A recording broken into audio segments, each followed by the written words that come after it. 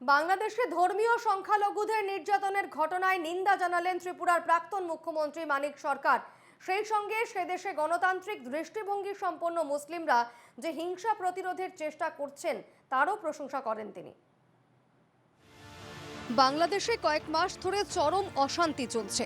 গণবিক্ষোভের জেরে ক্ষমতাচ্যুত হয়ে দেশ ছেড়েছেন প্রধানমন্ত্রী শেখ হাসিনা। তারপরই শুরু হয়েছে ধর্মীয় সংখ্যালঘুদের ওপরে নির্যাতন।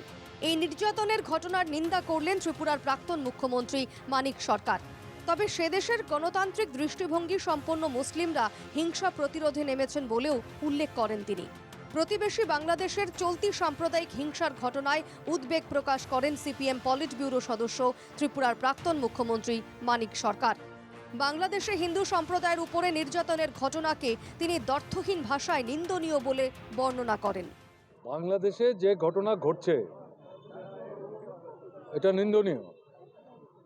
এই যে সংখ্যালঘুদের বিরুদ্ধে যে আক্রমণটা হচ্ছে এটা সরকারের দুর্বলতা এবং ব্যর্থতা, সন্দেহের কোনো কারণ নেই বাংলাদেশে। তবে আশার কথা শোনালেন মানিকবাবু। তিনি বলেন, বাংলাদেশের গণতন্ত্র মনোভাবাপন্ন সংখ্যাগুরু জনগণ নানাভাবে হিংসা প্রতিরোধে নেমেছেন, কিন্তু পাশাপাশি ইতিবাচক একটা দিক আছে।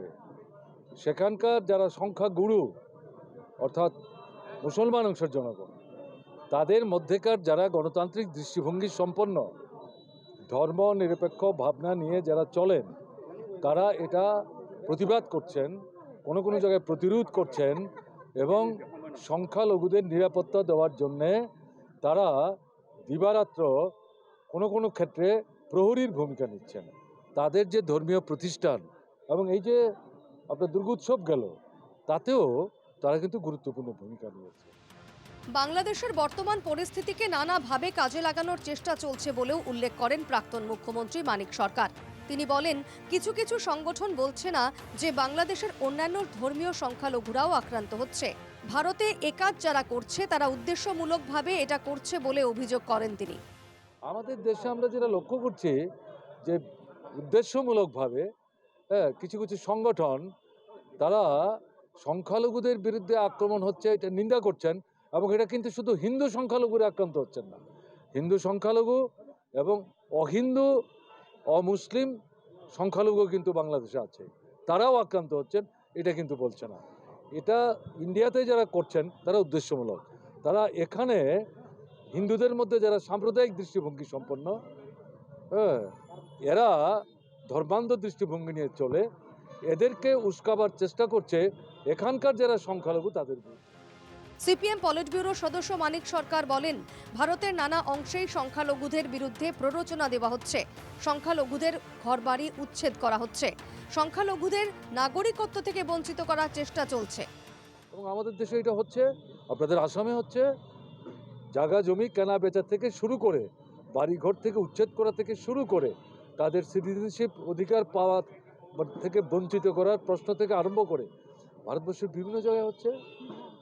কারা করছে আক্রমণ? কোথায় সরকার? বিজেপি শাসিত রাজ্যগুলোতে হচ্ছে। এটা যদি ভূমিকা না নেয়, তো অন্য রাষ্ট্রের মধ্যে যে ঘটনা ঘটছে শুধু তো তার নিন্দা করলে চলবে না। মণিপুরের পরিস্থিতি নিয়েও মন্তব্য করেন মানিক সরকার। তিনি বলেন, মণিপুরে হিংসাত্মক পরিস্থিতি 18 মাস হয়ে গেল, কিন্তু প্রধানমন্ত্রী কোথায়? মণিপুর, আমি জনসভায় সময় বাঁচাবার জন্য বলার চেষ্টা করি, মণিপুর কি হচ্ছে 18 মাস যাবৎ? কোথায় আপনার প্রধানমন্ত্রী?